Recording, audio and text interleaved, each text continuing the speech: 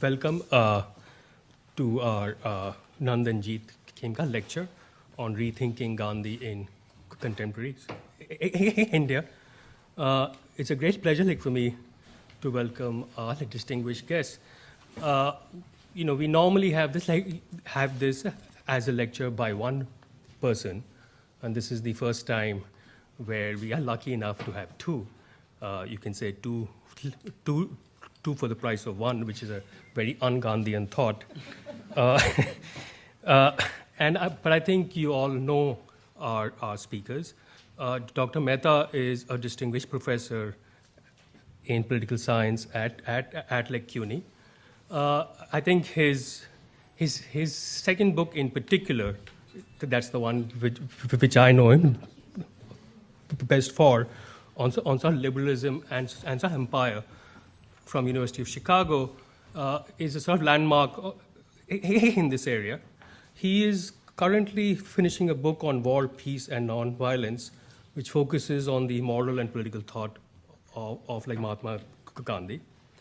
Professor Mantena, she teaches at Yale and is, I think, visiting at the Institute for Advanced Study at Princeton.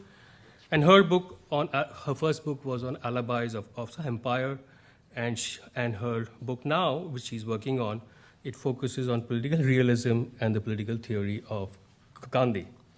We're also very, very lucky to have Professor Rahul Sagar, who teaches at Princeton, and he's just finished a book on secrecy in democracies. But the reason he's here, more particularly, he's sort of working on a book on history, which is a sort of intellectual history of Indian political thought. So we'll start with Uday, and then with Karuna, and then we'll have Rahul. Thanks.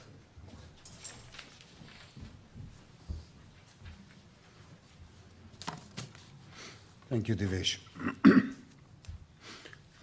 The title of this talk is Gandhi and the Burden of Civility.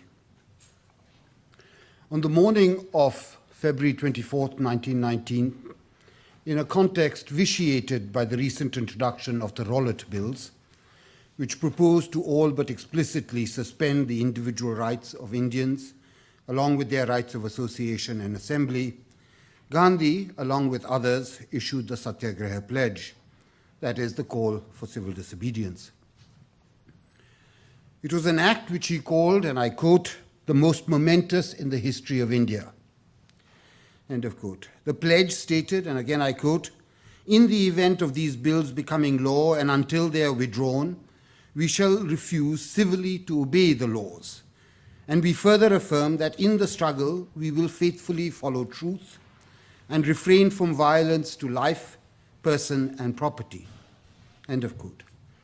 In a telegram sent on the same day to the Viceroy's private secretary, Gandhi again emphasized that the proposed national satyagraha was to be a civil form of action. As he said, and I quote, it is much better that the people say openly what they have in their hearts without fear of consequences and enforce the dictates of their own conscience. End of quote. What did Gandhi mean in this and in every other context where he issued the call for civil disobedience by insisting that such action be civil? Why did civility, on his understanding, turn on notions such as conscience, truth, suffering, the dictates of the heart, the ability to be steadfast, the practice of fasting, the injunction to refrain from designating an enemy, the fortitude of being prepared to stand alone, and of course, abjuring from all forms of violence? Why did civility ultimately rest on the willingness to be prepared to sacrifice one's life?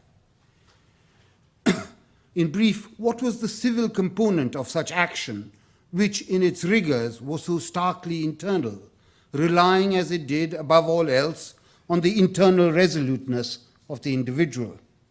And this, despite a provocation which, like the Rowlatt Bills, was unmistakably political and collectively intended and felt.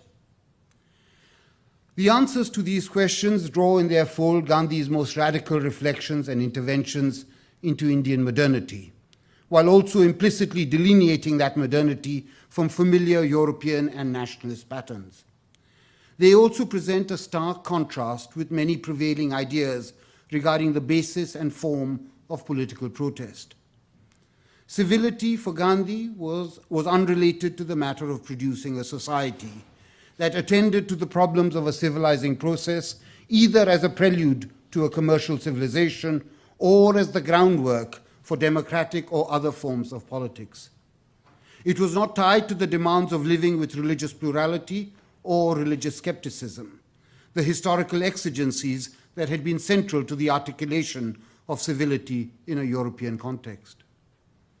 Similarly, nor was civility offered as a redress to the various forms of hierarchy that marked Indian social relations. It was not in the main motivated by the experience or the threat of pervasive violence, exploitation, or oppression. And finally, whatever the connection civil action may have had to anti-imperial agitation and the articulation of a politically vibrant Indian public, for Gandhi that connection was almost entirely and merely circumstantial and not related to its deeper significance. Only to the extent that civility required explaining and giving reasons for one's behavior was it at all a civil and political virtue. In this latter sense, it was linked with the idea of public reasoning. Instead, for Gandhi, civility was a mode of individual comportment, which had the crucial feature of tying ethics to politics in a way that never allowed the latter to assume an independence of purpose and instrumentality. Civility referred to that kernel of what it meant to be human, that ember in the midst of social and political life, that had the potential of constantly unsettling or inflaming those contexts with demands that invariably exceeded the contours of the social and the political by pointing to and embracing something beyond them. It referred to a metaphysical core of what it meant to be human. For that reason, it could not be abstracted from the issue of death and self-sacrifice.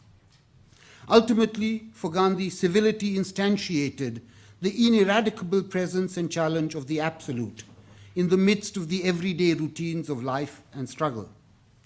This is what resists the incorporation of the Gandhian account of ethics, politics, and protest into the narratives that Marx, Weber, Lenin, and others gave of European modernity, with its ineluctable normalization and rationalization and its equally entrenched demands for justice, typically spurred by a well-organized collectivity. But let us first return to the events of the spring of 1919 and the call for satyagraha following the introduction of the Rowlatt Bills. As was his norm, Gandhi was meticulous in his preparation for any action, especially those which he publicly authorized. In the months following the introduction of the bills, Gandhi gave numerous speeches and published various circulars on how precisely people were to behave and the conditions that had to be satisfied for someone to be a satyagrahi. These conditions mattered deeply to him. He repeated them with unmistakable emphasis. I want to summarize and paraphrase the instructions he gave to the volunteers who were gathering signatures from potential satyagrahis. Volunteers were to read and explain in detail the summary Gandhi and others had prepared of the Rowlatt Bills and the Satyagraha Pledge. They were to limit themselves to people above the age of 18 who were not the sole providers of their families. Getting signatures for the pledge required explaining that the proposed bills were, quote, unjust, subversive of the principle of liberty and justice, and destructive of the elementary rights of individuals, end of quote. Volunteers were to be mindful that a single genuine recruit who realized the responsibilities that came with signing the pledge was better than 100 signatories who did not understand the gravity of the matter. Second, volunteers were to elaborate the meaning and significance of taking a vow, which the pledge amounted to. This required, and I quote, volunteers must explain to the signatory the full significance of the word civilly. It involves something solemn. End of quote. Like vows, civil action, Gandhi said, were, and I quote again, taken only in respect of matters otherwise difficult to accomplish. When after a series of efforts we fail in doing certain things, by taking a vow we draw a cordon around ourselves, from which we may never be free, and thus we avoid failure. Anything less than such inflexible determination cannot be called a vow. A vow was thus an exacting commitment about how to behave under conditions where the amplitude of choice itself was denied. But it was more than just a stipulation of a particular form of behavior. A vow was different than other intentions. It involved a self-consciousness about the conditions under which life itself was worth living, hence a self-consciousness about death and self-sacrifice. As part of this, volunteers were to explain to the intended signatories that in signing the pledge they were committing themselves, and I quote again, to bear every kind of suffering and sacrifice, that they must be prepared to carry out the struggle single-handedly, even if left alone, end of quote. Only upon being fully satisfied that the potential signatory was willing and prepared to take all these risks were they permitted to sign the pledge. The third broad instruction was to the potential signatory. He or she was to be fully conscious that during the struggle they were to be fearlessly committed to truth and to ahimsa, that is nonviolence.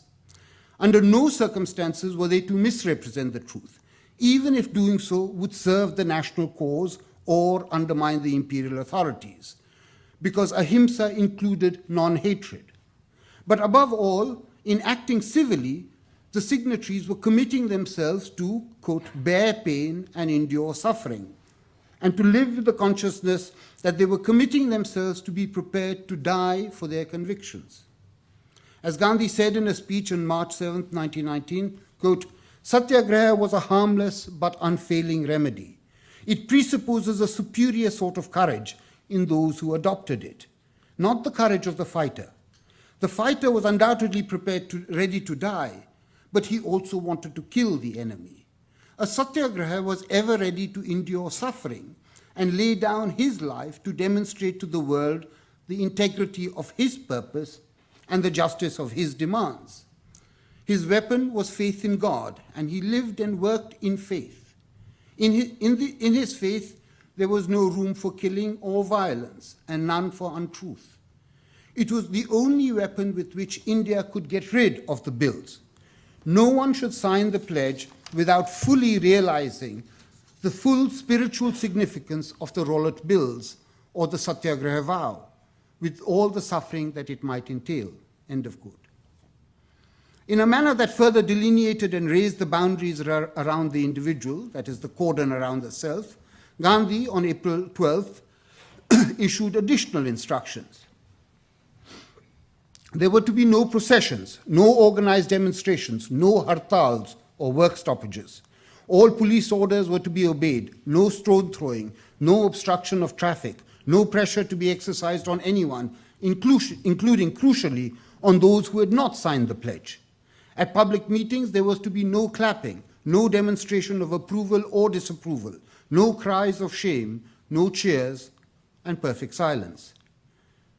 There was to be no attempt to undermine or embarrass the government or the administrative authorities. There was to be no resistance offered while being imprisoned, and no support shown for those who were imprisoned.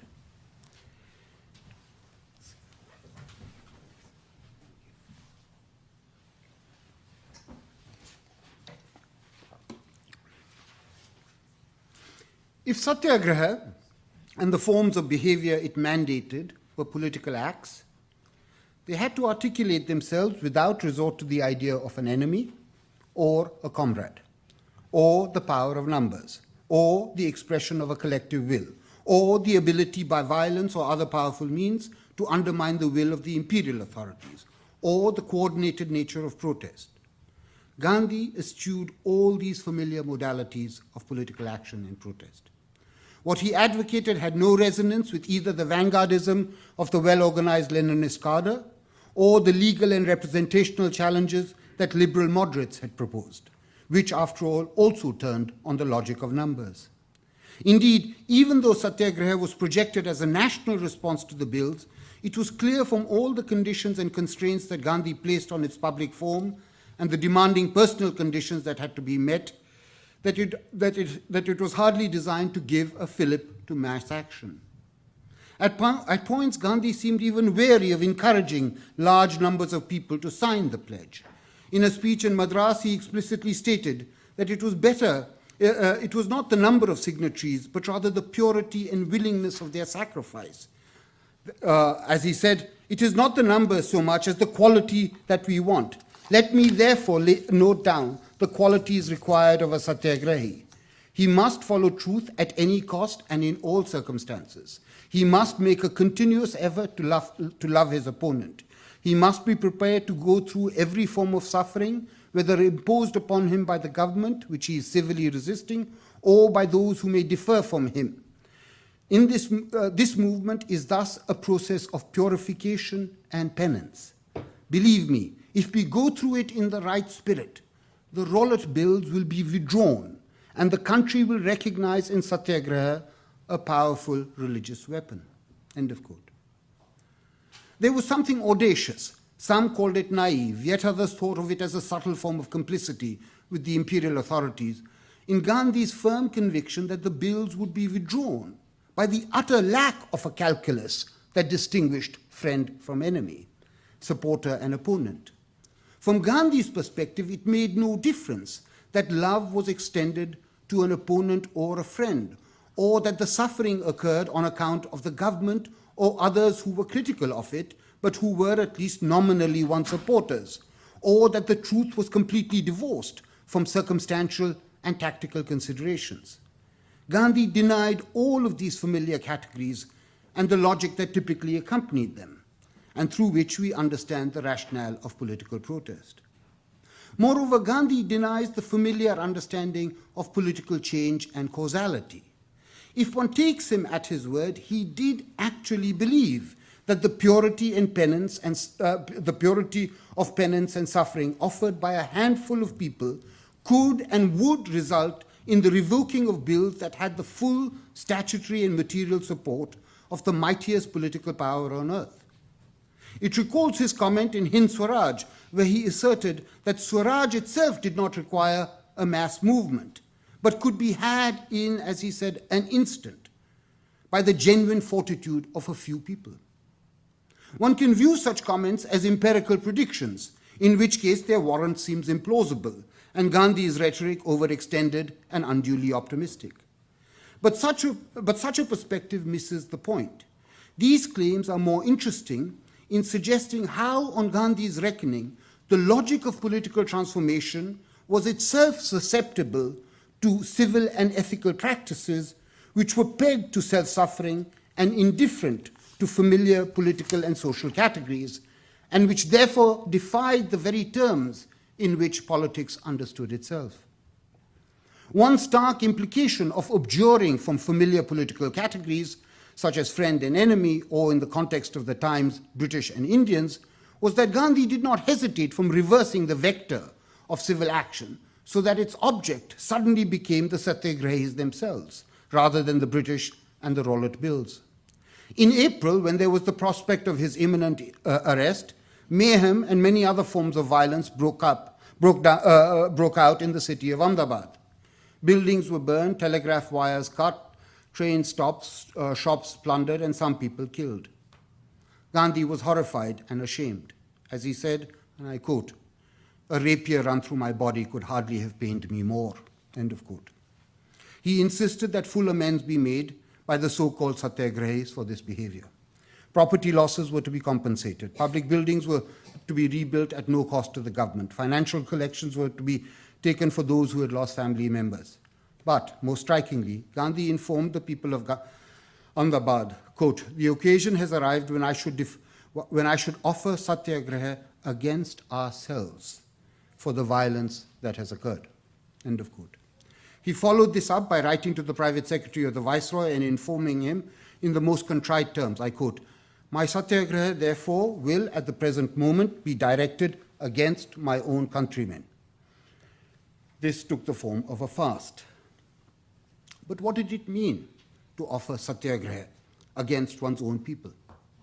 It could not conceptually be squared with the idea of acting against an enemy or acting for a cause.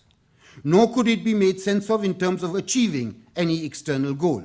Indeed, one of Gandhi's most emphatic reports to those who had violated the terms of the pledge was that in doing so, they had converted a civil act into a political one, and thus undermined the grounds of the former. The acts of violence and mayhem had inevitably raised questions of public order, criminal culpability, legal responsibility, grounds of compensation, etc. To these, there was only a political and administrative answer. Instead, as Gandhi made clear, the sole purpose of acting in a civil way was to deepen his relationship to himself and the country's relationship to itself. It was a way of, as he said, drawing a cordon around the self in the very midst of a politically febrile context. Ordinary forms of political action and the behavior of the crowd in Ahmedabad vitiated that possibility by encouraging the thought that the protesters and the government, despite their opposition to each other, stood on the same motivational ground. In responding as he did to the violence in Ahmedabad, Gandhi refused to cede to a conception of political transformation in which such change could only occur through a commensurate type of political and collective behavior. Such a conception made change dependent on opposition, protest, a social movement with the appropriate level of support, and hence, ultimately, it was dependent on the logic of numbers. Instead, Gandhi claimed that the political domain was not itself fully self-subsistent because it could not inoculate itself against the pressures of the essentially human or the purely ethical. This made him often accommodating and even deferential to existing political existing political and social categories by his willingness to conform to their stipulations while simultaneously pressing forward with an entirely radical and different sort of demand. His point was not to offer a political response to a political predicament, but rather a civil and ethical retort to the entire predicament of politics. The core of Gandhi's notion of civil action and protest was the idea of self-sacrifice and the willingness to die. Coupled with these were the cognate ideas of fearlessness and courage. These were all individual qualities that could not readily qualify the behavior of groups or classes as such.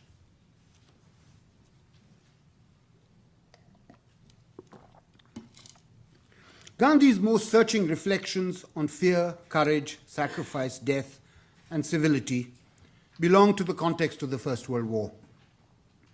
By the summer of 1918, Gandhi had come to the firm conviction that it was essential for India to contribute men who were prepared to fight alongside the British and others in the war effort in Europe. This offer was to be unconditional and not pegged to the British introducing or promising to introduce any political reforms in India. As he said in a letter to the Viceroy, and I quote, "I recognize in this hour of danger we must give as we have decided to give, ungrudgingly and unequivocally, support to the empire." He went on to say, "If I could make my countrymen retrace their steps, I would make them withdraw all Congress resolutions and not whisper a word about home rule or responsible government during the dependency of the war. I would make India offer all her able-bodied sons as a sacrifice to the empire at this critical moment. It will be national suicide not to recognize this elementary truth. We must perceive that if we serve to save the empire, we have in that very act secured home rule." End of quote. It is worth noting that for Gandhi, it was the very act of serving in the war, that is, the act of fighting and being prepared to die for the empire, which would secure home rule. Such an act was not a precondition for home rule, but rather home rule itself. Gandhi was in effect asserting an identity between home rule and the willingness to die for the empire. The vexations of this audacious claim, which understandably irritated nationalists, lay in part in an etymological elaboration and dispute. The term home rule was the translation of the Sanskrit and Hindi term Swaraj, which Gandhi always preferred, which is a conjunction of two words, Swar and Raj, the former meaning self, the latter meaning rule. For Gandhi, the term Swaraj had an essential resonance with the conditions under which the individual ruled him or herself. The idea of ruling oneself for Gandhi itself involved scrupulously abiding by normative injunctions which the individual gave to himself or herself. In his autobiography, while recalling his reasons for advocating that Indians volunteer for the battlefield in Europe during the First World War, Gandhi remained insistent on what he had previously argued. And now I quote.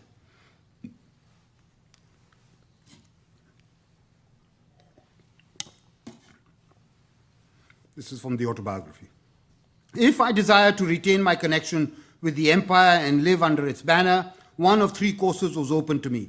I could declare open resistance to war and, in accordance with the law of Satyagraha, boycott the empire until it changed its military policy. Or I could seek imprisonment by civil disobedience of such laws as were fit to be disobeyed. Or I could participate in the war on the side of the empire and thereby acquire the capacity and the fitness for resisting the violence of war. I lacked that capacity and fitness, and so I thought there was nothing for me but to serve in the war. End of quote. The passage is especially interesting because it makes clear that for Gandhi, the decision to serve in the war and fight on behalf of the empire trumped the other options of which he was fully aware, namely resisting the military policy of the British and or courting imprisonment by offering civil disobedience against selected laws. Despite these options, both of which had a more proximate relationship with nonviolence, Gandhi endorsed the more absolute option of supporting the war and going to battle. The reasons he gave for this were themselves striking.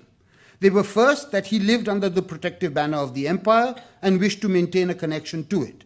On his reckoning, he had a sort of Socratic obligation to the empire, which was not absolved by his criticism of it. But in addition, and this was the primary reason, on Gandhi's view, Indians lacked the appropriate capacity to resist the violence of war. That is, to be truly nonviolent. Such a capacity, or fitness as he calls it, for nonviolence could only be secured through the experience of war itself and the risking of life that it entailed. Nonviolence could not be ratified by a mere abstract appeal to principles. Here, as elsewhere, Gandhi expressed a paradoxical conception of choice. It was only by placing oneself in a situation where choice itself was denied, as he says, there was nothing for me to do but serve, that choosing appropriately connected the self to its own actions. It was this connection that ultimately mattered most to Gandhi, and he saw it, despite the advocacy of volunteering for the war, as being crucial, as being the crucial ethical ground for vindicating nonviolence and self-rule.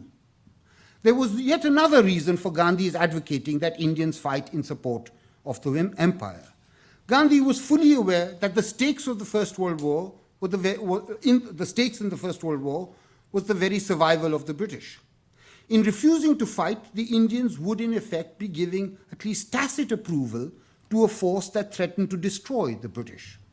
Faced with what for Gandhi was the cowardly choice of sitting on the sidelines and wishing for some other force to do away with the British, or appearing that way, he was insistent on the courageous option. It was one that viewed the British, notwithstanding Gandhi's critical view of the sort of civilization they represented, as something other than enemies, because it was essential to him that they be thought of ethically rather than politically. Fighting for the British was thus doubly motivated. First, as the means to acquire the fitness that was required to secure the grounds of one's own self-rule, and second, in the fact that it helped secure the identity of one's opponent as an ethical subject, and hence one's opposition to him as itself an ethical opposition. In contrast, for the nationalists, the appropriate rendering of Swa was the collective national self, and hence Swaraj connoted a nation that ruled itself. On this view, there was not only no connection between fighting for the empire and the prospect of home rule, instead the proposed action surrendered the very strategic advantage that the war offered in having the British already prostrated in a European conflict. This was precisely the kind of circumstantial advantage and form of self-rule that Gandhi's view of civility and civil action refused to countenance. It gave political rationality untrammeled reach, and thus undermined the nexus wherein it had a connection with the ethical and the human. On the same day that Gandhi wrote the letter to the Viceroy, he also wrote to his private secretary, requesting that he, Gandhi, be appointed, and I quote, recruiting agent-in-chief for the war effort, so that he might, and I quote again, he might rein men in support of the British fighting effort. To underline his credentials for the job he was requesting, he reminded the private secretary of his record in the Boer War, his presence in the battle at Colenso, Spienkhof, Walkrans, his efforts during the Zulu campaign of 1906, and his more recent work in the ongoing war in 1915. Gandhi spent much of the latter part of 1918 going from village to village in Gujarat, recruiting men to go to the front and fight on behalf of the British in the European theatre. What was the deeper purpose that undergirded such tenacity for a cause that was distant and for an interest that was obscure and for values that appeared starkly at odds with the behavior that he was insisting on? In a letter to Esther Faring in June 1918, Gandhi wrote, I quote, I felt at once that I was playing with the greatest problem of life in not tackling the question of joining the army seriously. Either one must renounce the benefits of the state or help it to the best of our ability to prosecute the war. We are not ready to renounce. Indians have a double duty to perform. If they are to preach the mission of peace, they must first prove their ability in war. This is a terrible discovery, but it is true. A nation that is unfit to fight cannot from experience prove the virtue of not fighting. I do not infer from this that India must fight, but I say that India must know how to fight. Ahimsa is the eradication of the desire to injure and to kill. End of quote. The terrible discovery was that real nonviolence could not just be an abstract value. It had to stem from a profound sort of choice, in which violence and nonviolence were both tactile realities and in which there was a preparedness for both. One could only exercise the choice in favor of nonviolence through the intimate immediacy of the ability to be violent and even to kill. The experience of battle was therefore crucial. It represented the conditions under which choice itself became fully self-conscious. Or, to put it in terms that Gandhi might have used, the choice stemmed from a resoluteness of the soul. Gandhi was not just concerned with behavior, understood as an externally manifest act, but rather with the internal comportment that backed the behavior. And such comportment turned on placing oneself in a situation where all the abstraction of choice was evacuated and condensed to a corporeal immediacy and intensity. The battlefield functions as the crystallization of a site for fearlessness and courage, which for Gandhi were the essence of civility. What Gandhi was doing in emphasizing the battlefield as the primary and conceptually the most illustrative ground of civil and moral action was to evacuate every putative social and political context and consideration as an alternative for such action. It was only under those conditions that nonviolence and self-rule could be vindicated. That is why it did not matter that in the context of the First World War, Indians would be fighting to defend the empire. Gandhi went to the absurd extent of claiming that he was, quote, absolutely right in calling upon every Indian to join the army, always telling him at the same time that he was doing so not for the lust of blood, but for the sake of learning not to fear death, end of quote.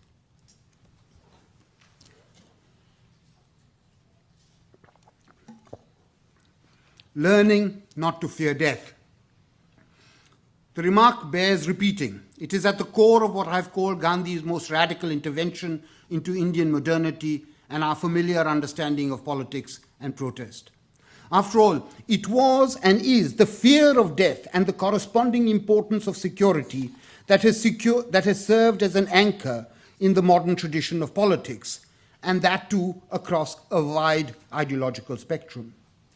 The naturalization of that fear and the concern with corporeal safety has been at least one, if not the main, enduring basis of politics and the organizing of contemporary public life.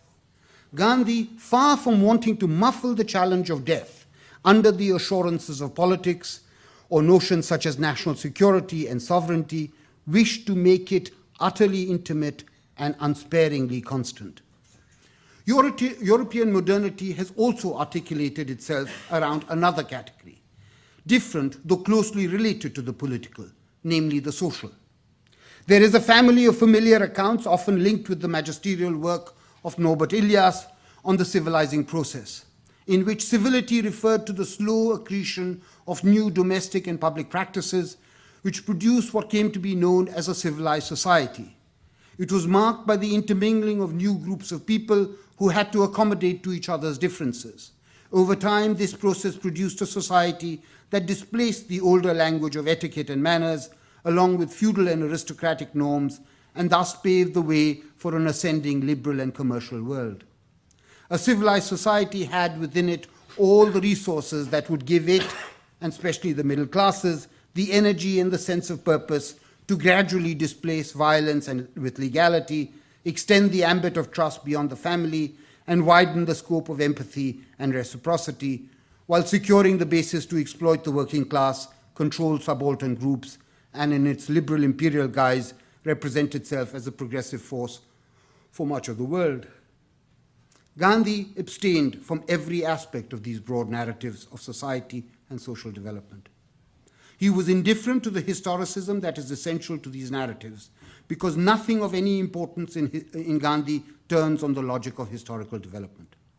He abstained from the particular account of the friction that is internal to these narratives, accounts such as class struggle, the importance of capitalist development, or the enlargement of the domain of social and political freedoms. He abstained from these accounts for a very simple reason. Society was simply not a problem for him. It is not that he accepts or commends every extant aspect of society. He clearly did not, as is obvious from his work on the problem of untouchability in the Hindu caste framework and many other social woes. But even on these matters, his emphasis is not on social development or on producing a new kind of society. Gandhi's focus is on civility, that is, of creating an altered relationship of the self from the very midst of the existing configuration of society. It is hard to imagine Gandhi ever writing sentences like the following ones, which come from Nehru's Discovery of India, which capture the broader thrust of his views on Indian society. And now I quote from Discovery of India. Indian life became a sluggish stream, living in the past, moving slowly through the accumulation of dead centuries. The heavy burden of the past crushes it, and a kind of coma seizes it. It is not surprising that in this condition of mental stupor and physical weariness, India should have deteriorated and remained rigid and immobile while other parts of the world marched ahead. End of quote. These thoughts anticipate what would become the Nehruvian emphasis on the state as a medium for reforming a recalcitrant society, equipped with the expertise of modern science and knowledge, spurred by an ideology of progress and social justice, prepared when the need arose to deploy the blunt power of the police, and always reliant on an elite cadre of leaders. This indeed was a social and political vision. There was an unmistakable optimism in it. but there was also a profound weariness, which Gandhi in his years as Prime Minister, which Nehru in his years as Prime Minister always gave expression to.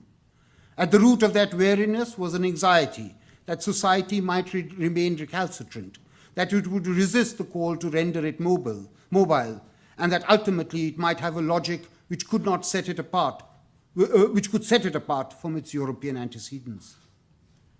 Gandhi too expressed a weariness, but its reasons were different. The great poet and sage Rabindranath Tagore often objected to Gandhi's calls for satyagraha. One reason he gave was that the demand of self-sacrifice, which was central to it, was only appropriate, as Tagore said, for heroes and not for the common man or woman. Gandhi rejected the suggestion, but it gave him pause. Here, after all, was Tagore's Brahmanical caution being addressed to Gandhi, a Banya, who claimed that the ethic of the Kshatriya was the common inheritance of all people. This is what Gandhi claimed, that we are all Kshatriyas. It was a tall order and a risky wager, and Gandhi knew it. It often caused him to be wary, but it did not detract him from the view that the burden of civility was neither political or social, but essentially human and individual. The fact that Gandhi issued the call for satyagraha in response to major political and social events was not merely on account of the magnitude of the provocation that these events represented, but also, and I think for Gandhi more importantly, because it was precisely such events that underscored the need to make manifest the tie between the ethical, the political, and the absolute. The importance of epochal political and social events, like the great mythical battle at the center of the Gita, the First World War, or anti-imperial struggles that marked Indian public life in the first half of the 20th century, was not because they were occasions that pointed to or helped envision a collective future, but rather because they looped back to focus attention on what it meant to be human. For Gandhi, such events, like the introduction of the Rollet Bills, as with other outrages against justice, were occasions where politics could not be indifferent to the demands of the absolute and the ethical. They were occasions where the essential question of the human had to be made conspicuous. Gandhi would not countenance the rationale of politics muffling that question. This was an exacting form of democratic ethics that would never permit democratic or any other kind of politics an independent priority. Thank you.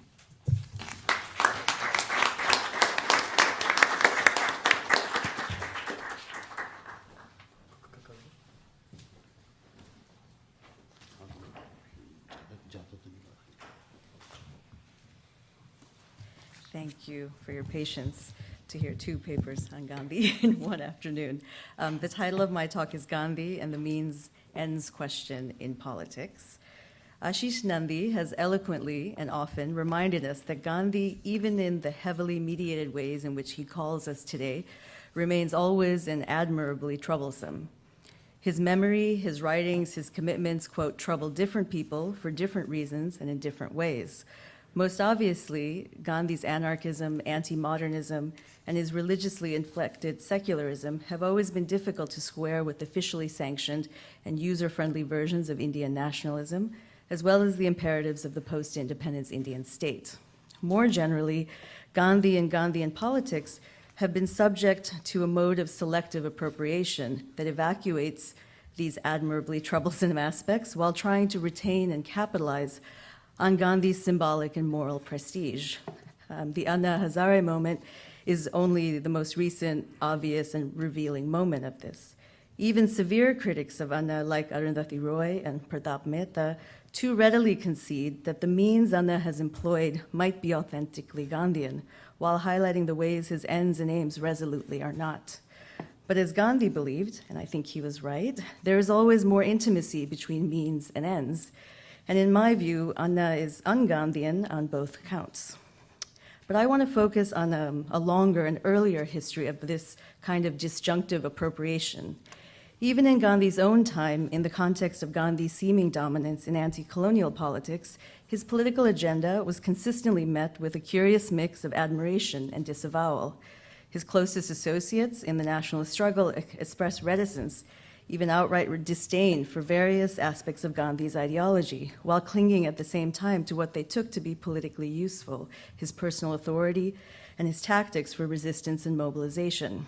Nehru is a great example of someone who deeply admired Gandhi's political astuteness and moral strength, but often complained that he could never understand or accept the background of Gandhi's thinking and practical commitments. Referring to Hind Swaraj, Nehru wrote caustically and revealingly to Gandhi, quote, "I felt and feel that you were and are infinitely greater than your little books." This paradox of appropriation and disavowal was especially acute in relation to one of the central pillars of Gandhi's political imagination, the constructive program. For associates like Nehru, Gandhi's seeming obsession with Khadi and other aspects of the constructive program were resented and misunderstood as a preoccupation with so-called non-political issues that distracted Gandhi and the national movement from real political work, from the active politics of resistance and the capture of state power. What was at issue here was partly differing senses of the substance of politics and political work, and from Gandhi's perspective, a different understanding of the relationship between political means and political ends. In Gandhi's view, constructive work was the concrete means intrinsic to the attainment of Swaraj, or self-rule. In my talk today, I want to consider more closely Gandhi's investment in constructive work, the constructive program, and especially the Khadi program, and the fault lines it engendered within early Congress politics. I want to do this as a way to think about, on the one hand, the troubled inheritance of Gandhian politics, and on the other, to develop an argument about what I take to be Gandhi's distinctive understanding of the means-ends question in politics. Despite, I would say, the marginality of the so-called means-ends question in political philosophy today, it was a major topic of political debate throughout the 20th century. A whole range of Marxists, especially in the early 20th century, a whole range of Marxist, existentialist, progressive, anarchist, and anti-colonial thinking wrestled with the legitimacy and efficacy of new forms of mass political action, such as the boycott and the general strike, as well as the specific question of the use of violence in politics, of what counts as coercion in politics and when it could be deemed permissible and necessary. This, I think, is an interesting and important background context within which to think about Gandhi and his distinctive understanding of the means-ends question. So you can think here of the Dewey-Trotsky debate on means and ends, Sorel on violence, Weber on intentions and consequences.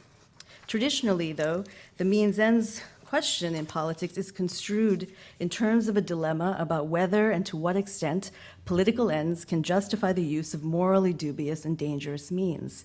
On one side of the debate, you would find conventional political realists, thinkers such as Machiavelli or Trotsky, who openly declare that effective politics, especially radical political transformations and extreme ideological conflict, necessitate the overcoming of traditional ethical constraints, whether understood in terms of Christian, bourgeois, or liberal norms. Poised against these realists are a less defined array of moralists and idealists, liberals, Kantians, pacifists. Usually Gandhians are placed here. Their critics deemed them to be absolutists, who are wary of attenuating moral principle in the face of the expedient demands of politics. They claim that these so-called absolutists claim to concede that political life necessitates the suspension of moral norms is to open the door to pure power politics and its stark relativisms. We can note at the outset that it is far from clear that conventional political realism was or is as prudential or as consequentialist as it often claims to be. Likewise, idealisms are never as absolute or as pure as they hope or claim to be. But to my mind, the most severe limitation of how the means-ends question is traditionally conceived and debated is that the question comes to hinge less on the problem of means as such than on competing ideals or ends. For a large part of what is at issue between so-called realists and absolutists is which ends or ideals one privileges and their expansiveness and temporality. the long-term ends of revolution, national security, democracy, progress, development, or peace, versus the sanctity of persons and the immediate moral demands of existing lives and ways of living. To begin to work out of this impasse or think around it, I think it is crucial to distinguish between political ends understood as ultimate goals and ideals and ends understood as consequences, as the effects, entailments, and outcomes that are brought forth by particular forms of political action. To consider ends as consequences as the distinctive challenge that the means-end question poses is also to attend more closely to the problem of means as such, without folding it into or subordinating it to the problem of ends. Both John Dewey and Max Weber, in different ways, sought to focus attention to means as consequences, for both were concerned that something about the subjective attachment to ends seemed to deny acknowledgement of and responsibility for actions' consequential effects. But it was arguably Gandhi who, more than any other thinker, took the problem of means and their consequences as the central and defining problem of political life. Gandhi, in his political practice, as much as in his political thinking, attempted to subordinate and even collapse the problem of ends to that of political means in such a way as to, one, foreground the ways in which means and ends are interlinked, that the choice and enactment of means defined, shaped, and changed the character of ends, and secondly, to shift attention more generally to the consequences of means, especially the unintended effects and sometimes incalculable burdens of action. It was this second feature which in fact demanded the vigilance described in the first. What I mean is that what concerned Gandhi was not only that the means chosen should actually lead to the proposed ends, but also that for Gandhi a distinct vigilance was required to ward off and mitigate the adverse consequences of political action, namely the forms of coercion and escalation that are endemic to the dynamics of political contestation. Gandhi took politics to be defined by acute tendencies toward violence, structurally in the centralized state's hierarchical organization, and dynamically in the interactive structures of political contestation that tend toward coercion and escalation. When the pursuit of ends becomes abstracted from scrupulous attention to the practical means necessary to enact them, for Gandhi, it gives free rein to the negative entailments of politics, to forms of incitation and indignation, resentment and hostility that dehumanize political opponents, and to psychological temptations towards violence and its attendant forms of moral erosion. To prioritize means is therefore an imperative to orient oneself towards these negative entailments and burdens of action. In this manner, Gandhi's means orientation, I will argue, enables a kind of consequentialism that is strategic, tactical, and vigilant, but one that also avoids the descent into pure instrumentalism.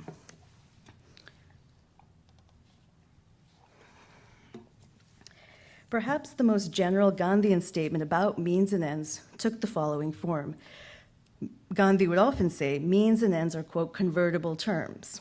This equation of means and ends has often been read in broadly Kantian terms as an argument for taking means as ends in themselves. In this reading, Gandhi is seen to primarily offer a theory of means restriction, one that takes the imperative to nonviolence to be static and absolute, to be a static and absolute constraint on political action. In this vein, Raghavan Iyer, for instance, contended that Gandhi sought the purification of politics by insisting that, quote, every act must be independently justified in terms of the twin absolutes, satya and ahimsa. This rendering of the resolution, however, merely reasserts the primacy of ends, of truth and nonviolence as moral absolutes by which all action ought to be subsumed. I think there are a number of drawbacks to this formulation, not least of which is the priority placed on the moral purity of the actor, or some version of the dirty hands problem, in which the static corruptions of political life are the primary dangers to avoid. However, I think Gandhi's prioritization of the means over the ends might be better understood as working in the opposite direction, not as a rejection of politics in favor of moralism, but on the contrary, a plea for the heightened scrutiny of politics and its endemic dangers. Consider these two analogous formulations. These are quotes of Gandhi's. Quote, "They say means are, after all, means. I would say means are, after all, everything. As the means, so the end. Violent means will give violent Swaraj. That would be a menace to the world and to India herself. There is no wall of separation between means and ends. Indeed, the Creator has given us control, and that too very limited, over means, none over the end. Realization of the goal is in exact proportion to that of the means. And in a later formulation, the clearest possible definition of the goal and its appreciation would fail to take us there if we do not know and utilize the means of achieving it. I have therefore concerned myself principally with the conservation of the means and their progressive use. I know that if we take care of them, attainment of the goal is assured.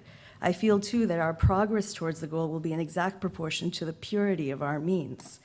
For Gandhi, then, to prioritize means was to insist that ends had to be understood in terms of the means they entail and the means required to attain these ends. But if I have suggested collapsing the distinction between means and ends, or subordinating ends to means, was not simply a mode of means restriction, then what would the prioritization of means require in practice? What does tactical vigilance and scrupulous attention to means really entail? What would, quote, the conservation of means and their progressive use look like in terms of concrete forms of political action? Here I will turn to the example of Gandhi's idea of Swaraj or self-rule and consider the forms of constructive action he advocated for its attainment. Although Hind Swaraj is often taken to be Gandhi's definitive statement about the nature of Swaraj, the nature of self-rule, as well as the means required to shape them, are only intimated in a broad and negative sense, as radically dissonant with the ideologies and practices of modern civilization. But very little is proposed in Hind Swaraj, I think, by way of positive substance. One of, I think, the more important and defining moments for a more substantive elaboration of Swaraj came in the crucial decade following Gandhi's return to India, which saw Gandhi's rise to power and the first major mass mobilizations against British rule, the apex of which was the non-cooperation movement. So, like Uday, I'm going back to the 1920s. As you know, non-cooperation itself came to a sudden and controversial end after the outbreak of violence at Chauri Chaura. It was in this charged crucible of extraordinary mass awakening, with all its hopes, expectations, and ultimately disappointments, that Gandhi would shape the means and methods of Swaraj. From here onwards, the agenda of Swaraj would be explicitly formulated and implemented as a distinct project of construction, variously termed constructive work, constructive nonviolence, or constructive satyagraha, in which constructive work and action would play a dual role, one as experimentation and education and self-rule, especially for the so-called peasant millions, and two, a mode of localized action that would mitigate, channel, and suppress the temptations of and tendencies toward political violence. The non-cooperation movement was for Gandhi the spectacular or extraordinary face of the struggle for independence, but it was also primarily its negative or destructive side. For Gandhi, like to repeat, quote, construction must always keep pace with destruction, and the political vacuum had to be reconstituted and redeemed through the generation of alternative, and in this case, national indigenous institutions, under the broad rubric of Swadeshi. Constructive work went further, however. It was also to be a vehicle, quote, for the curing of India's ills. From its inception, the agenda of the constructive program therefore included three central pillars: the forging of Hindu-Muslim unity, the elimination of untouchability, and the promotion of khadi, or homespun cloth. Over the years, the official constructive program would continually expand to include an increasingly broad range of social reform programs focused on everything from sanitation, hygiene, to the status of women, prohibition, adult education, as well as a whole series of attempts at village reconstruction and regeneration. Gandhi regularly equated it with both the means and ends of Swaraj. In his words, quote, the constructive program is the truthful and nonviolent way of winning Purna Swaraj. Its wholesale fulfillment is complete independence. The Khadi program was the heart of the constructive program. It was also arguably its most successive achievement, symbolized by the rapid adoption of Khadi as the uniform of the nationalist struggle. The underlying ideology of the Khadi program, of course, was closely tied to the nationalist economic critique of colonialism, inaugurated in the seminal work of Naroji and Dutt, which linked British rule with deindustrialization and the drain of wealth from colony to metropole. Through Khadi, Gandhi sought to rejuvenate village-level cooperative or cottage industry as the mechanism, quote, for freedom from economic slavery at both the national and individual level. While the argument for the collective economic benefits of Khadi was relatively clear and coincided, at least initially, with the mainstream of Indian anti-colonial thinking, what was more interesting and decidedly elusive was how Gandhi sought to tie the act of spinning itself with the creation of Swaraj. Khadi was offered both as a solution to rural poverty and underemployment, as well as a model for cultivating self-rule and self-constraint. Khadi and charka, the spinning wheel, for Gandhi intimated a nonviolent structure of rule and authority. Khadi was an exemplary model of a large-scale, decentralized, voluntary enterprise, a mode of cooperation that was collective in nature, but also premised on the patient work of radically isolated individuals, where each and every individual could separately cultivate discipline and experience self-rule. Quote, through Khadi, we teach the people the art of civil obedience to an institution which they have built up for themselves, and thereby, quote, train the masses in self-consciousness and the attainment of power. But spinning was intended also as a universal practice, an equalizing practice that traversed distinctions of high and low, rich and poor. Daily spinning demonstrated service to and egalitarian solidarity with the laboring rural poor. Gandhi was so enamored with the broad-ranging moral and political effects of khadi that he attempted to make spinning, and later the constant wearing of khadi, when the spinning franchise didn't work, a prerequisite for Congress membership, voting privileges in Gandhi, and especially moving up the leadership structure. Despite Gandhi's resolute insistence on the importance of the constructive program and constructive work, both were met, as I initially mentioned, with equally insistent skepticism and often outright resistance. The main charge was that constructive work was essentially non-political or apolitical, a social agenda that was distracting Gandhi and the national movement from the real political work of resistance to British rule. Gandhi's more severe critics also thought its very substance was traditionalist and backward-looking, or worse still, merely a vehicle for propagating his faddish spiritual politics on a national scale. From the 30s onwards, socialists began to argue that as a program of social and economic reform, the promotion of khadi and cottage industry was too piecemeal and small-scale to effect far-reaching economic renewal, especially for overcoming class exploitation and caste oppression. At the same time, people like Nehru, left-leaning modernists within Congress, lauded the khadi program in their own terms. For them, its main function was as a kind of mass contact program, the means to make the case for Congress among the peasantry and to bring them into the cause of national independence.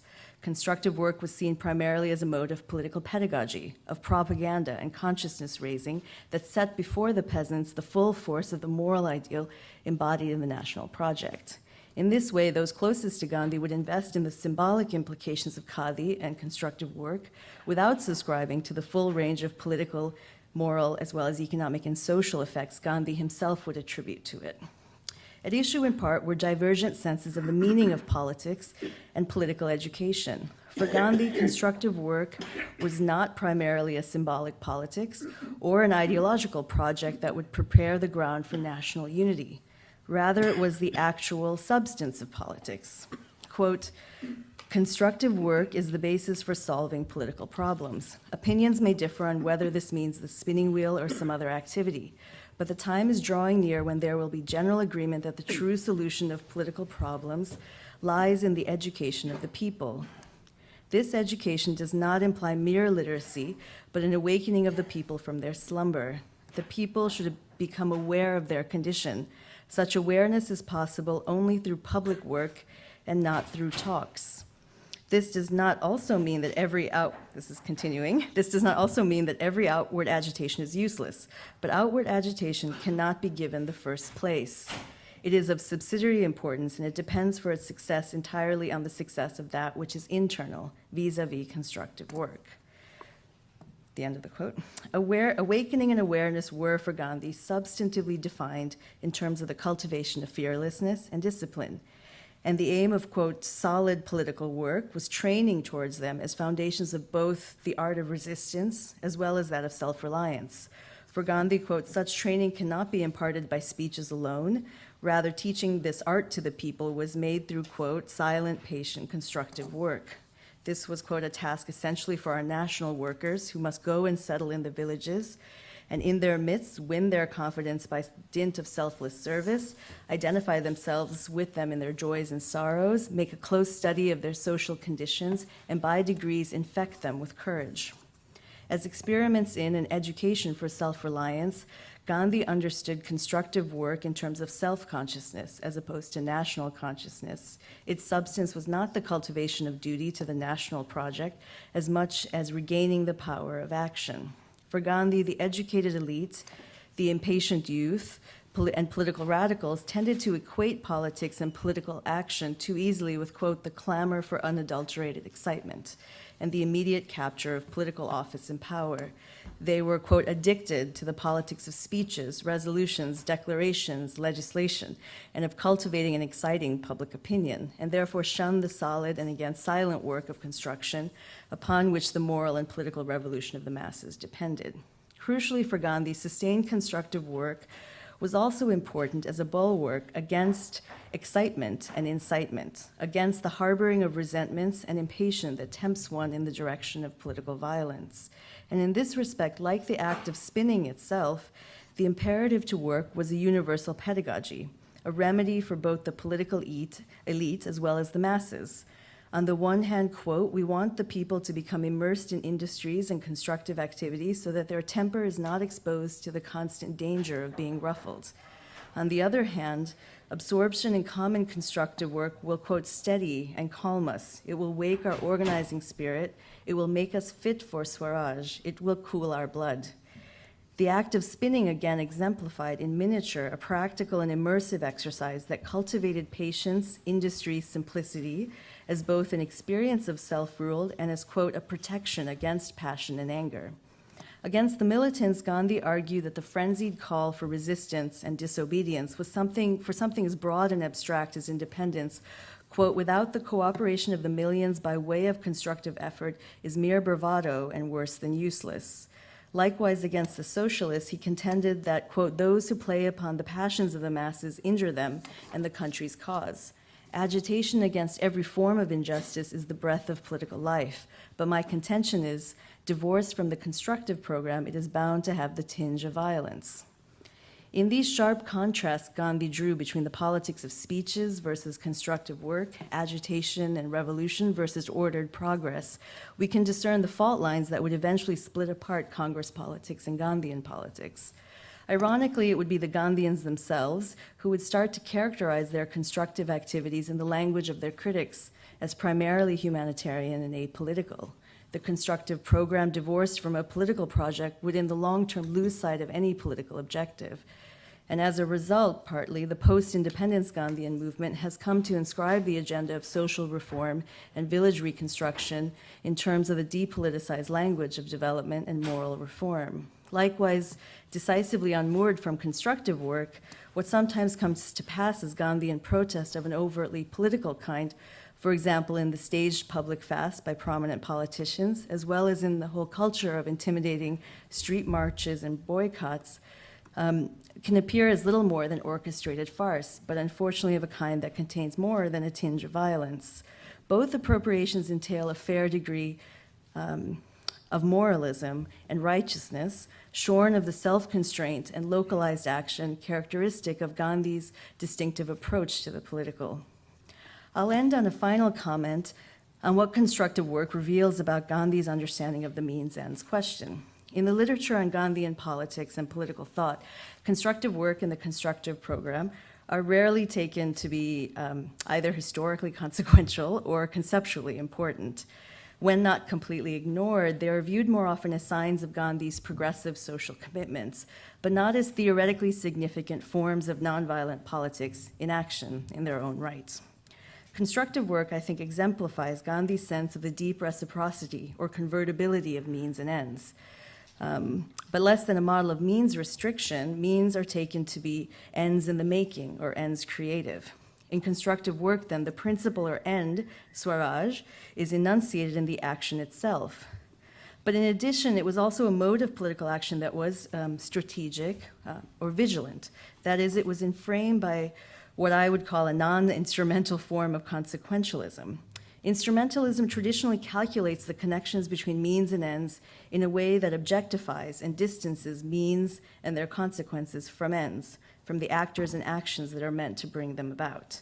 If the act is taken to be correct in that it is properly directed toward achieving its end, then it is taken as morally irrelevant which actors and which actions bring it about, and hence little worry about the ways in which the actor is affected, changed, or compromised by the act itself. For Gandhi, the self was deeply implicated in action, both in terms of gaining internal power as well as the psychological temptations and erosions that needed to be forestalled.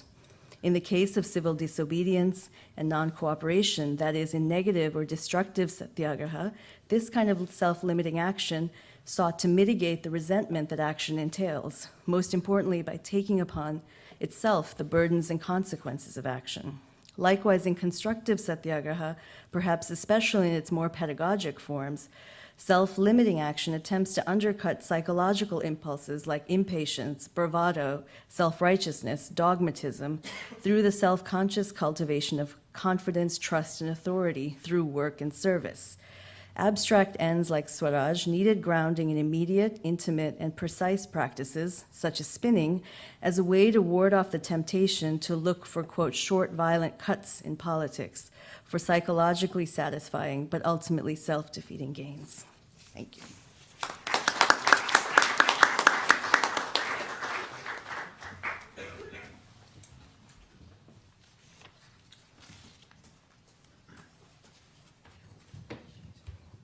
Great.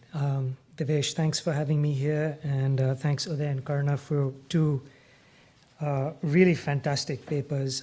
Just to sort of put it a little bit in context, I'm not going to try and summarize them at length, but let me just try and give you a sense of the background that these two papers are challenging.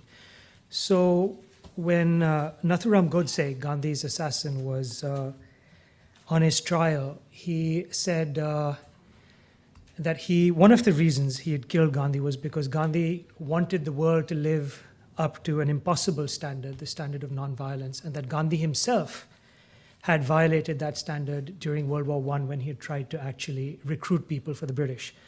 And so I think one of the things, if one thinks of a single way to sum up the puzzle in Uday's piece, it's how could someone who is generally associated with the idea of nonviolence, how could they have had an account that it was actually useful or good in some way to take part in violence? And in a sense, this was something that Godse didn't understand, and if he had a chance to think about the things that Uday said today, he would have had an account of why Gandhi thought there was a particular place and a particular way in which engaging in violence was actually therapeutic. So I'll get to the questions that I have for Uday in a second. The second point in Karuna's also fantastic paper is, just again to put this in context, the broader idea when one tends to talk about Gandhi, particularly how Gandhi is received by Gandhians today as a general idea that's not scrutinized well, is the account of Gandhi as this saint. So Gandhi as someone who takes ideas of nonviolence as absolutely good in themselves, and that's all that matters. You do it just because it's the idea. And what Karuna is trying to draw attention to is that Gandhi doesn't prioritize ends for the sake of ends. He isn't an absolutist, is the point that she's making. Rather, he wants us to behave in certain ways because they are good means and have good consequences. They have useful, valuable political consequences. So both these papers make major contributions or corrections to the ways in which Gandhi is understood. One, why did Gandhi decide to engage or promote recruitment during World War I, which puzzled people during that point and seemed to be a contradiction? Uday's paper solves that or addresses that. And secondly, Karuna's question helps cure many Gandhians and Western political theorists of their ideas of Gandhi as an absolutist, whereas Karuna wants to present him as someone who's far more sophisticated in his understanding of politics. So here are the questions that I had, and I have 4 questions for Uday and then 2 for Karuna. There's some amount of overlap in them, so I won't repeat them, but Karuna, maybe some of these you could address as well. So the first question I had for Uday was, is maybe the one that gets asked very often of Gandhi, which is Gandhi's idea of civility, the idea that the purpose of politics, or the purpose of his political program or his intellectual program was to introduce civility or a concern for civility into what is otherwise an instrumentalist sort of politics that concerns itself with material ends and so on.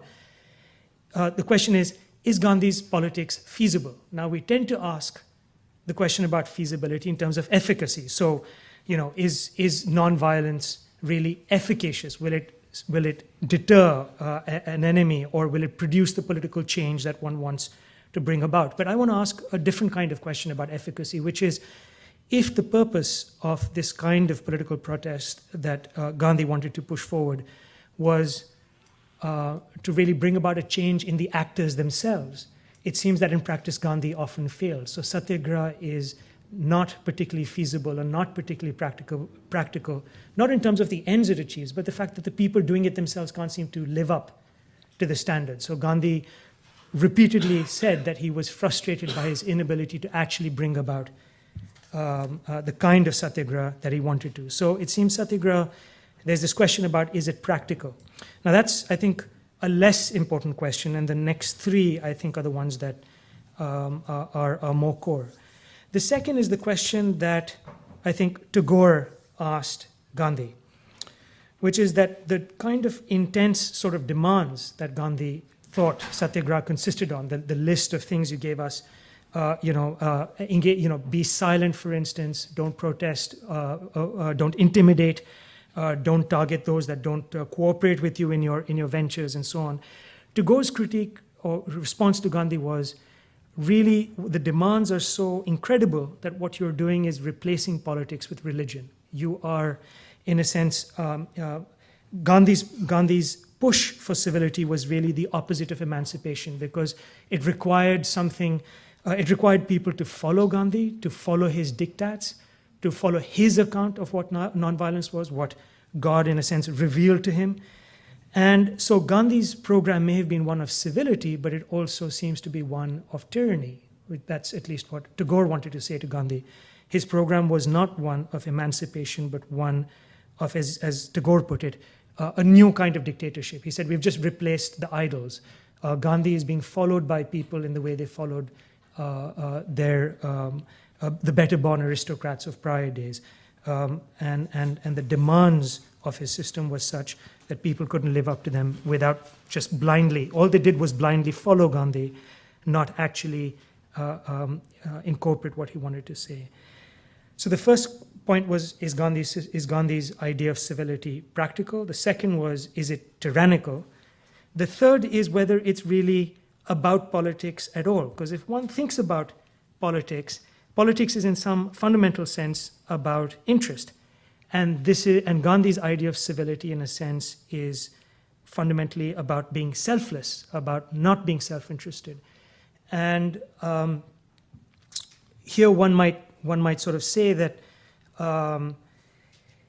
it's not necessary that a politics of interest is about material interest. So the West is not necessarily just about materialism or liberalism.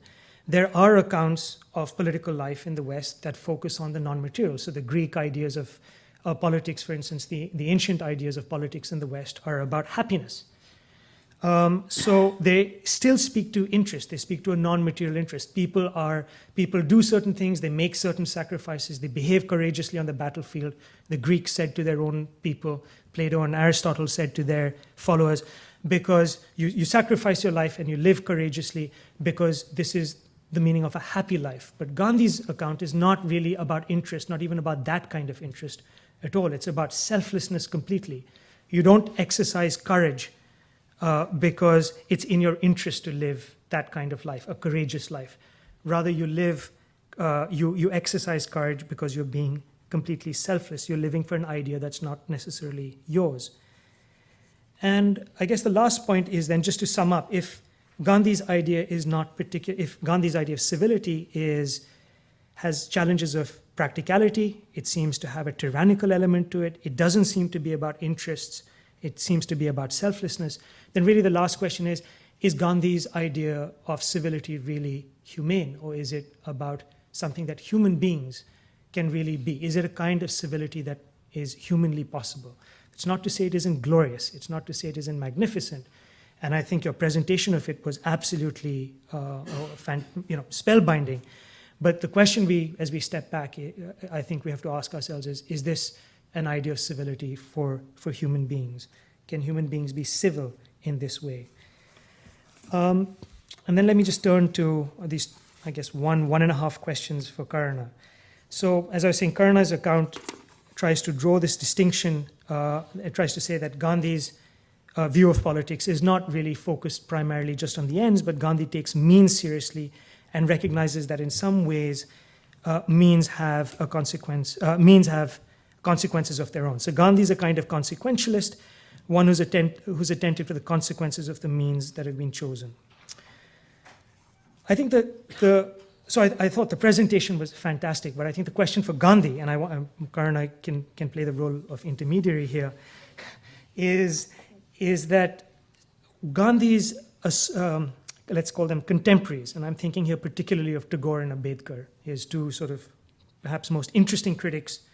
The criticism that they both had of Gandhi was that, yes, maybe means and ends are connected in the way that you say they are, but really the duty of someone who wants to pick means, someone who involves themselves in political life, is to recognize the true consequences of the means they pick. So their criticism of Gandhi's constructive program was that Gandhi thought he was picking, and Gandhi's account of politics was pick the right means, and that in itself forms or helps get you to the right ends. Really, the means that Gandhi thought he was picking led to the wrong kinds of ends. And there are two kinds of ends that Tagore and Ambedkar picked on.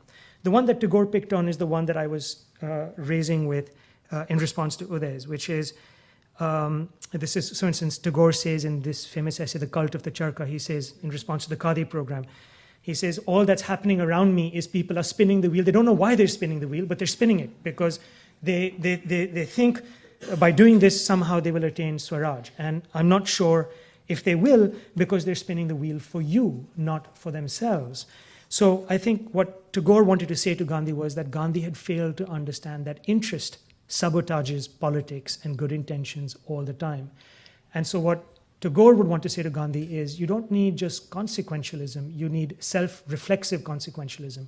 You need to really think about whether your means truly get you to the ends, even the good ends that you think your good means are going to get you to.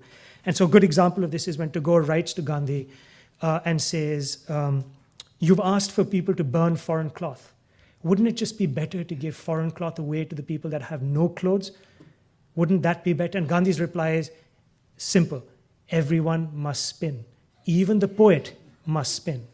And that's it. So it seems that there is an absence of self-reflexiveness there. The other person who takes Gandhi on this is Ambedkar, where Ambedkar through the 30s and the 40s, but particularly in the Constituent Assembly debates, or in the Constituent Assembly, I should say, says that Gandhi is not, particularly Gandhi's ideas about the economy, are not actually attentive to the true outcomes of the ones that Gandhi says. Gandhi says, from Hind Swaraj onwards, he says, certain means will have bad consequences. What are these means? He says, for instance, industrialization will actually lead to degraded civilization.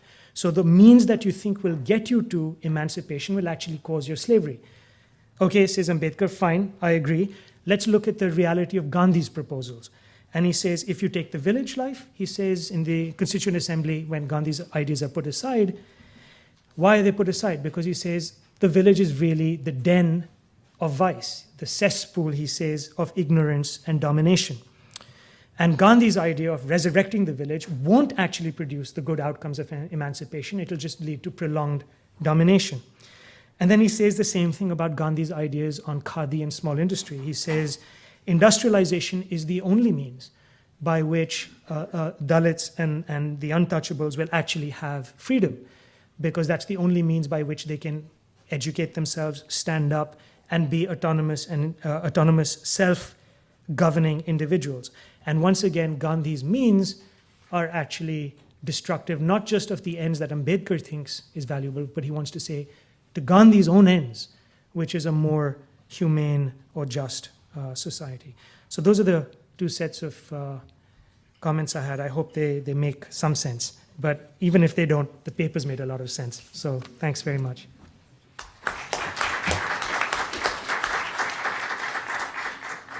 You go open first, try the grounds, and then you'll open it.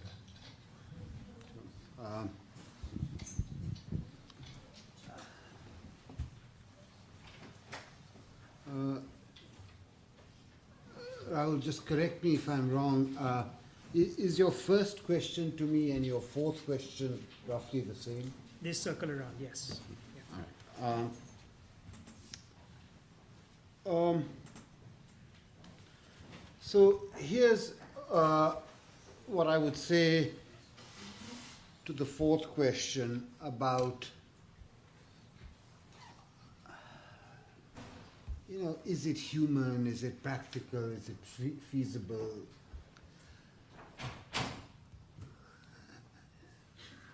I guess I say, yeah, it's practical. I mean,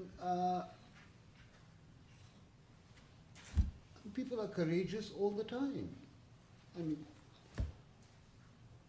people brought down all sorts of regimes by behaving this way. Are there losses? Does it not work sometimes? Yes, of course.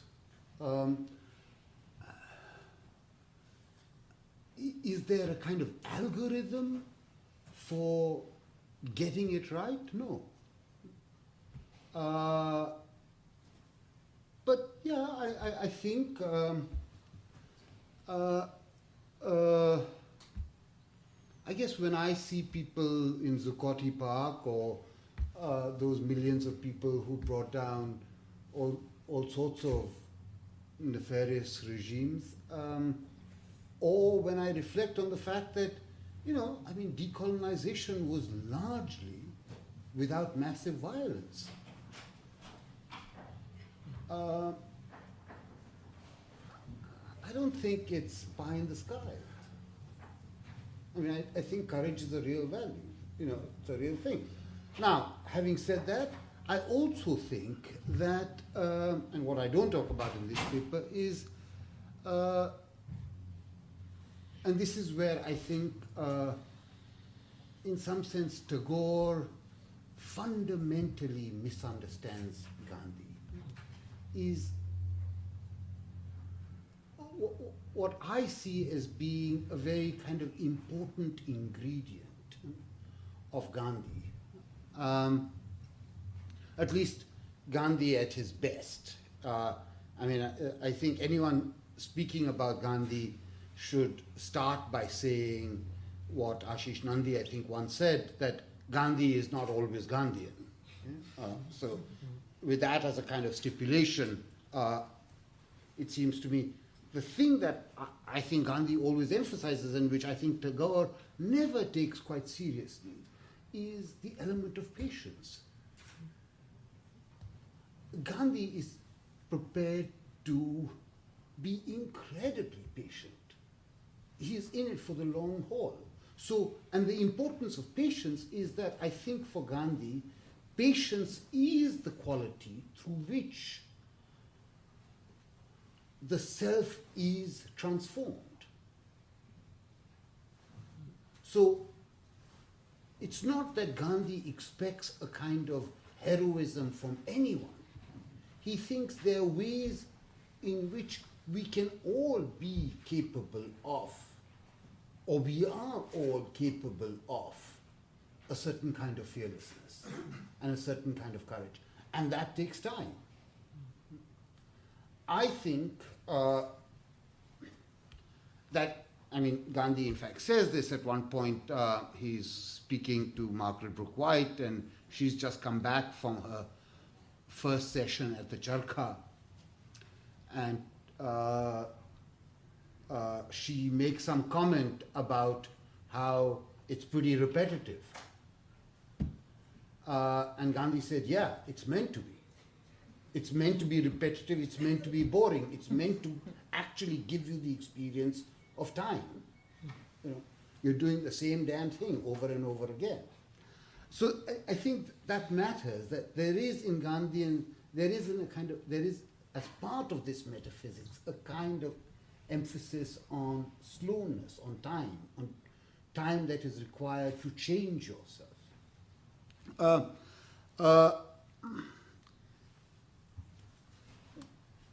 Now,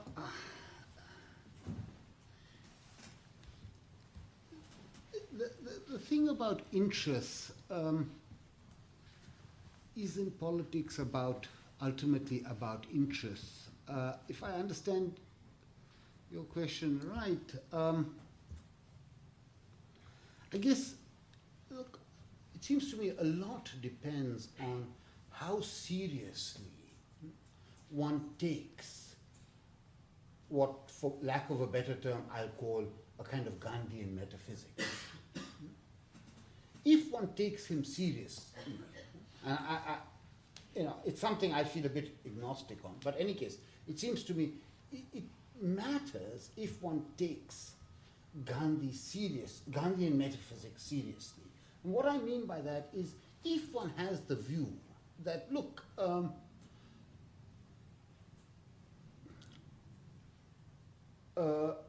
there is a conception of the self that is not exhausted by the here and the now. Maybe it's karmic. Maybe it's a kind of Hindu conception of the self returning, etc. But if one takes that account seriously, to which one can give a kind of positive or a tragic inflection, then it seems to me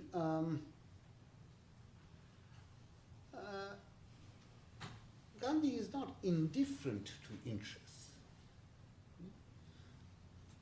Another take at this, another way to answer this, it seems to me is, look, if one takes Gandhi seriously, that look, he has a sense of what would it take to be fully true to oneself.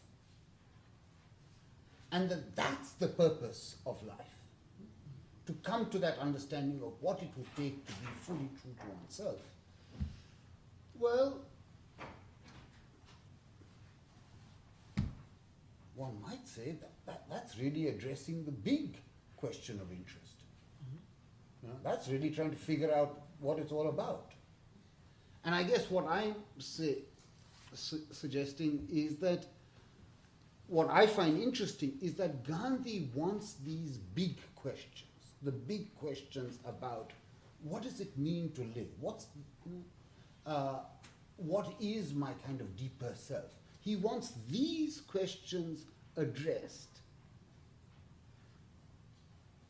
not in temples, not in the ashram, not in the Himalayas, but in the midst of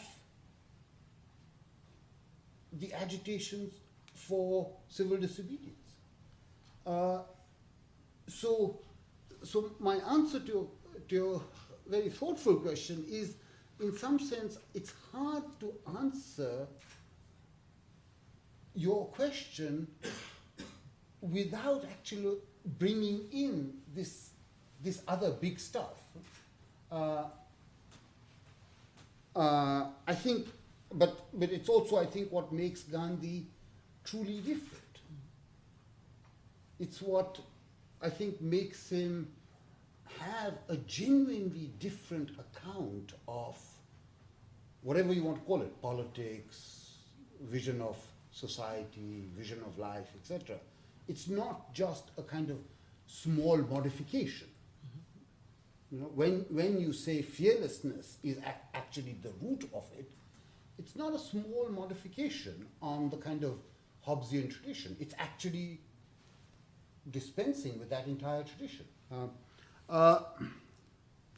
So yeah, right. So responding to the second question by saying, I think Tagore doesn't get it right. I mean, having said that, let me say one other thing. I do think there's one sense in which Gandhi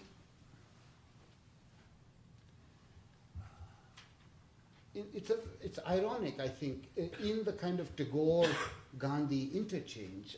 What's odd is it's the kind of elevated, dramatical sage Tagore who's actually always arguing or thinking on behalf of a kind of plebeian consciousness. So, what he's concerned about is, look, ordinary people are not this courageous.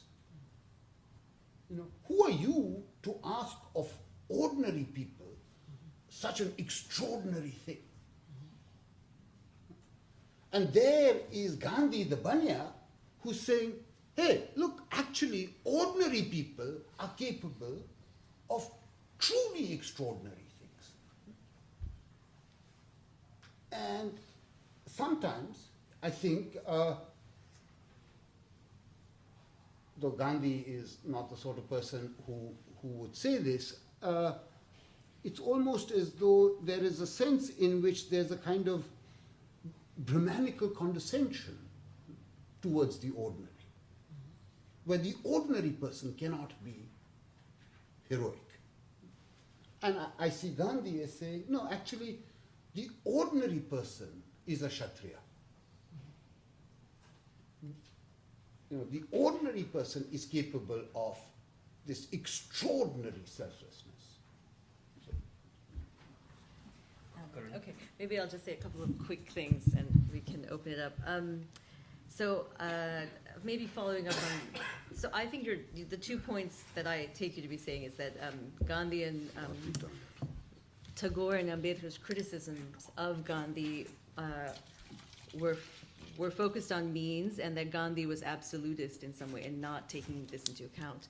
But I think in some ways, taking them separately, so some of Tagore's criticism of Gandhi on the Charka question, I think you're right. He thought Gandhi's insistence on Charka was dogmatic, that it's not clear that Charka leads to, especially the collective economic benefits that Gandhi insisted upon. But I think part of the question of consequences that interests me is, on the one hand, there is an interest in efficacy, but I think the other side is also thinking about unintended consequences. So part of Charka, as Uday's also said, was partially about a collective and individual benefit, but it was also about an experience of self-rule and this idea of a protection against passion and anger. And I think in that sense, I think Gandhi was very concerned, like Tagore, that collective new modes of modern political life, especially collective action, threatened a certain type of violence, a certain distortion of the individual when they do become attached to collective goals. And I think in that they were on the same side, and they were, Tagore and I think Gandhi listened to Tagore's criticism and was always very careful to think about how to mitigate the effect on the individual of collective protest, and therefore emphasizing. And again, that's why I think all of the things, when I think about consequences, I think it is unique that Gandhi's interested in these anxieties about these externalities, which again aren't what Tagore is interested in them too, but really, so I don't actually think there's that much difference on that issue. I think, but I think the way you portray it isn't really about a conflict about means. It is a way, it's actually talking about ends. That, I would say two things. Gandhi was obsessed, as we know, in all sorts of ways in relationship with putting ideas into practice. And I think he thought individually, unless one started immediately at this moment transforming something like untouchability, then you can't have a program out there. And I think, his critique of Tagore, which he never wrote, was, of course, the problem of the practice of untouchability. And on Shantiniketan. And when Gandhi went to visit, he insisted and pushed Tagore to have everyone clean their own places, and that stopped 2 weeks after Gandhi left. And I think there is something where that sort of minimal practice was what Gandhi also thought the constructive program was. In some sense, you can't have a program of radical revolutionary transformation of the self and the social without figuring out where you start. And the only place to start would be the intimacy of the self in their intimate environments, which is village social and political life. So I think that was one version that, of course, maps onto the conflict between between Gandhi and Ambedkar, which also is, I think the way you're portraying is, it is about means, ultimately, at some level. I mean, for Gandhi, the problem with the central state being the agency of radical economic and social transformation was that it's an outside force that comes in, and that coming in is a kind of violence and distortion, and that it would have unintended consequences of civil war, potentially, and breaking, to localize conflicts around caste and land, which of course everyone legitimately criticized as too piecemeal and reformist, was for Gandhi a way to mitigate the potential for ideological escalation on a national scale, which would only happen when you abstract in some ways. So I think in that sense, these are legitimate conflicts, and I don't really see why they are conflict. They are genuine disagreements about means, and I don't think it's obvious, and maybe less obvious 50 years later, that centralized state industrialization, the verdict I think is still out that was in any sense a more quick and radical overcoming of caste social inequality without producing a whole set of violent consequences in a kind of perversion of and reformulation of caste atrocity in a new frame, for example. So I don't think it's an obvious question that Gandhi's the specific means he was interested are themselves absolutely proven wrong. But I also think he's open to having an argument about what the different consequences are of choosing different means. It's not predetermined. It is experimental in that way. These are experiments, and I think but the important thing is he thought they ought to be. So it is the absolutist commitment is, I think he does think they have to begin in a localized setting, and because literally so that's the kind of realism of where you begin. There's no other way to begin but from where we sit.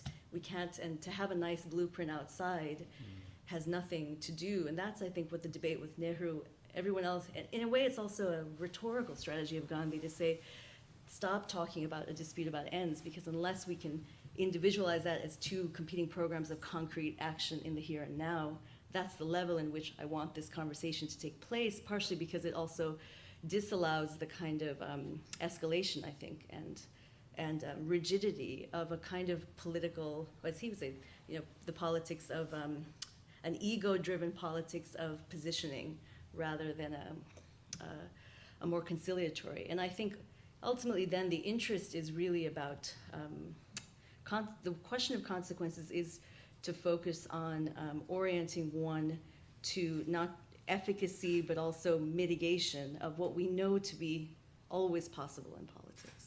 So I think I'll just stop there because there's a lot more to be said about feasibility, but it might come up. Great. We'll just open it up. I think we'll sort of take a few questions, and then you will choose which ones you want to address. Sanjay? Yeah, thank you for this. This has been very, very illuminating. I'd like to pick up a little bit on what Rahul brought up in terms of the self-interest question, and combine that with Uday's bringing the word happiness into this. And from my very kind of thin reading and understanding of these, very potent philosophical persons, is that Gandhi's understanding of self-interest was based on self-realization, which would lead to happiness. I mean, that was part of the goal of self-sacrifice and being courageous and so on. And so I don't see in my view, I think he never made the separation. I think he thought that self-sacrifice was self-interest. I think also that he strategically saw the possibility of the human seeking happiness in the oppressor, in the opponent, and that self-sacrifice on the one side would make the other side unhappy and would lead to the kind of change voluntarily from the other side. So I think self-interest was always understood by Gandhi, but in a fairly radical way, which is why I think it's still very hard for people to, anyway, that's my thin understanding of this.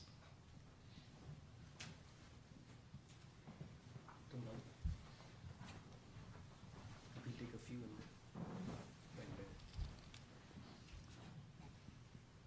then. I had two questions, which I think the first is I think can be answered by either, but the second is particularly for Professor Mantena. So the first was, so much of modern political thought, right, is in some sense concerned with just the creation of authority. But we know that so many older thinkers were also deeply concerned with what sustains it, which is why like so much of Leviathan is concerned with the passions, right?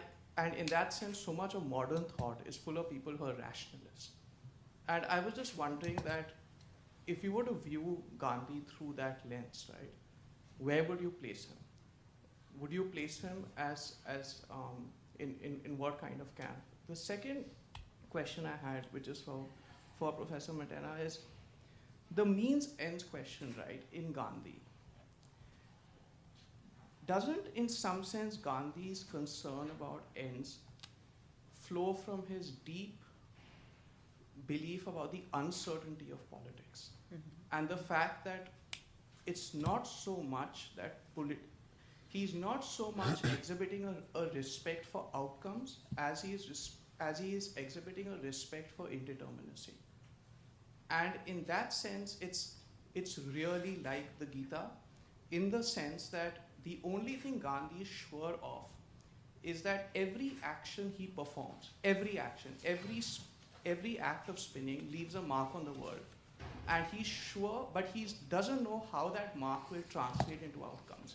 And so the only way to attenuate yourself to the world and that's the puzzle, right? And in some sense, you're always sure your actions will leave a mark on the world. You're never sure how they will, because it's an aggregation of an infinite set of actions by an infinite set of people. And so, but there in that Gita story isn't the fact that as much that outcomes matter, but that it's almost skeptical rather than consequentialist. And so the focus is on means because it's the only aspect of our life that we can control, rather than means being ends in themselves. So those were just... Someone there? And note on this.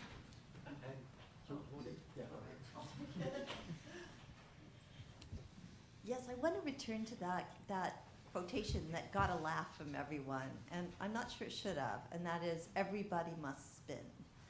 And the more I thought about it, the more I thought that imperative is correct in a quite comprehensive sort of way.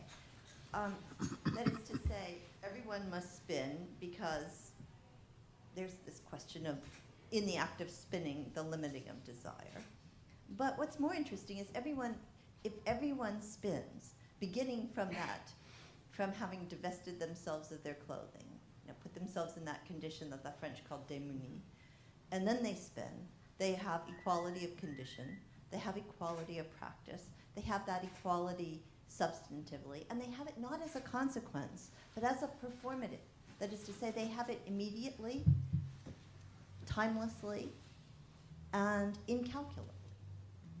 And once one understands that imperative, everyone must spin, then the clarity of the gesture of standing for ceases to be a question of feasibility, because it has already been done. It's not the consequence that's relevant, it's the act. And so I'm in defense of everyone must spin.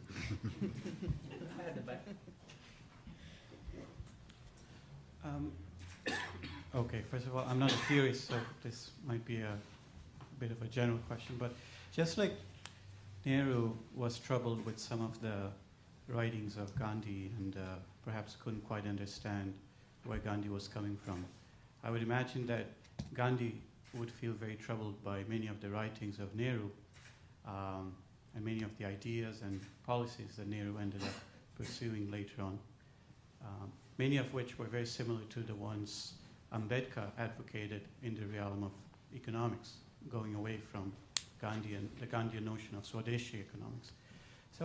So for me, I always felt very puzzled to see so many differences between Gandhi and Nehru, and still the close proximity between these two individuals, how Gandhi almost chose Nehru as his favorite son. So I was just wondering if you could help me understand this notion. You know, what did Gandhi see in Nehru? Do you want to take these? Sure. Karuna, why don't Do you? you want me to start? It's a great question. I think it's hard, so I'll maybe say something about it. But the first question about where Gandhi would fit in the question of modern political thought's understanding of passion and reason, and especially in the creation of authority, and I think it connects to the question about interest in an interesting way. I mean, my general view is, I think, two things: that Gandhi was like in some ways, most of modern political thought is obsessed with the question of passions, and it's the question of whether they can be, in Hobbes's case, radically transformed through institutional structures, or whether, in, say, Hume and others, whether you have to accept some basic sense that passions can only be shouldn't be and maybe can't be suppressed or reformed, and you have to take people as they are and adjust institutions accordingly. I think Gandhi has a very interesting connection to that set of debates, because I think he does ultimately believe that politics is primarily about passion in some form, and in the sense of a moral psychology, that in a way what the conflict, whether even if there is such a thing as an objective conflict, say, between the rich and the poor, I think he thinks in politics they're expressed in passional and ideological ways, and so therefore nonviolence has to have a dispositional politics as well as a tactic to overcome as he would call them, egoistic passions. And in fact, I think the interesting, so also a kind of project of overcoming or mitigating or suppressing the passions, but not through institutional power or centralization, but through a transformation of the self in action. And actually, I think, sort of coming back to this question about interest, what I think is fascinating is, and Uday touches on it often in very interesting ways, about the fear of death. What's so, of course, fascinating about Hobbes and others is the recognition that fundamentally politics is not about rational interest. In fact, the most dangerous politics have always been historically about enthusiastic ideologies. And so Hobbes is worried about the person who doesn't fear death, because they are willing to do anything and create violent disruption, whether it's the religious enthusiast or, in Burke's case, the contemporary French revolutionary ideologue.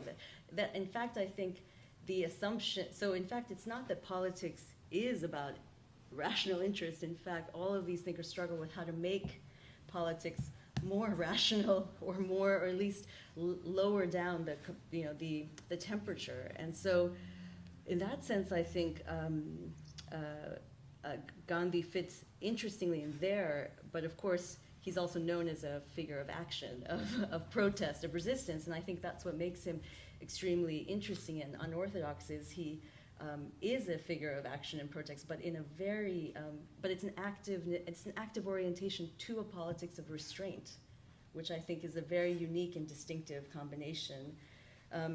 So that's on passions, and the only thing, I think I agree on the indeterminacy question in some sense, but I think, so Gandhi says two sorts of things always about, and they sometimes sound slightly contradictory. One is, we can't know the end, so we only take care of the means, and we should ignore the end and only take care of the means. and another that says, if we just have pure means, we'll have good ends. And I think they have slightly different registers. One is the kind of sense of the instantaneousness of the means and the end coming together. But I think the other is also a kind of gesture towards to refuse to look at the end because it will distort the possibility of reaching it. I mean, either in terms of but I think generally I agree with you that he's interested in mitigation in some sense rather than a very optimistic or idealist account that there's an easy road to an end. We just have to find it in some way, and I think that links to the spinning. And I agree that everyone should spin. But I think the interesting thing is the interesting way of bringing the practice, the act, everything in that instantaneous moment. But I think it's also, and the egalitarianism of it, I think, but I do like, one of the things I think is striking is what I think, it is also radically solitary and inward turning. And I think that again is this everyone spins, but not together. I mean, that's exactly what makes it a very important, non-deforming act in the way that I think he thinks coordinated collective action is always deforming in some form because it does require a kind of distortion of the self vis-a-vis others, other kinds of informal power and hierarchy and all of those things that, again, Tagore pointed out about non-cooperation. So,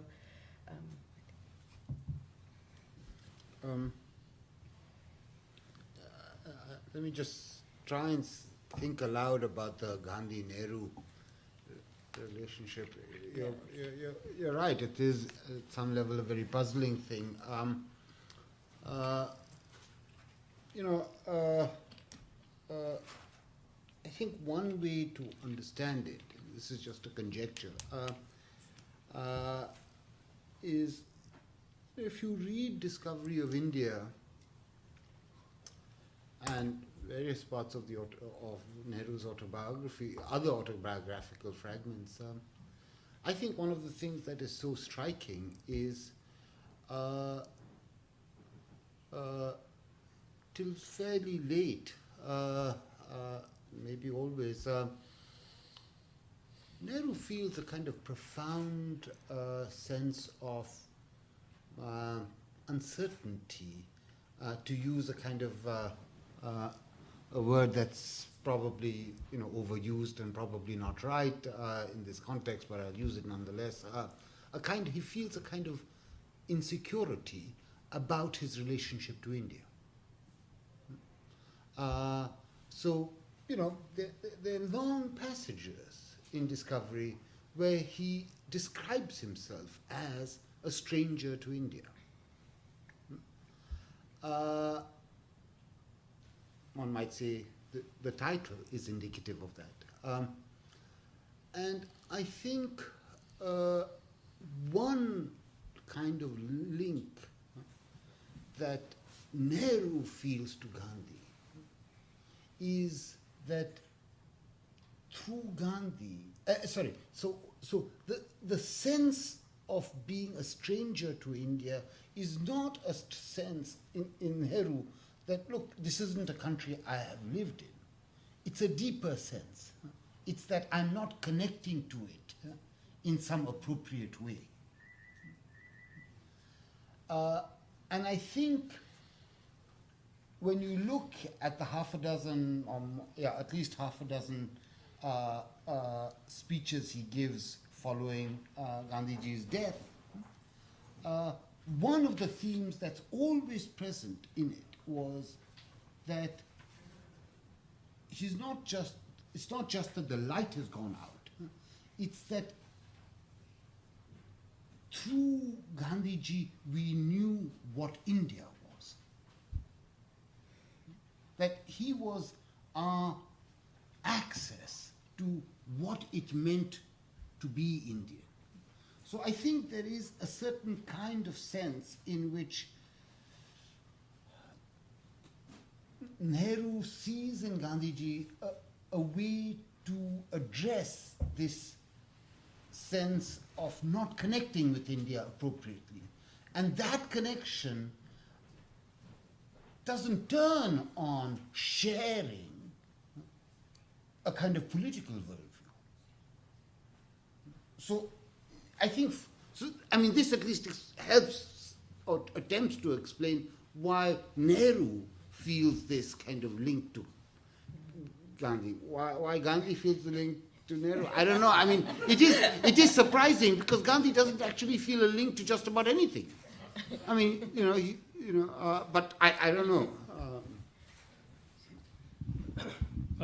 know.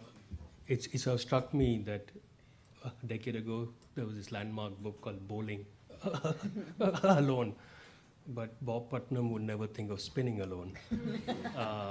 And what he thought as a big problem in the Gandhian discourse is actually a major self-realization, and you see very completely different approaches or ways of thinking.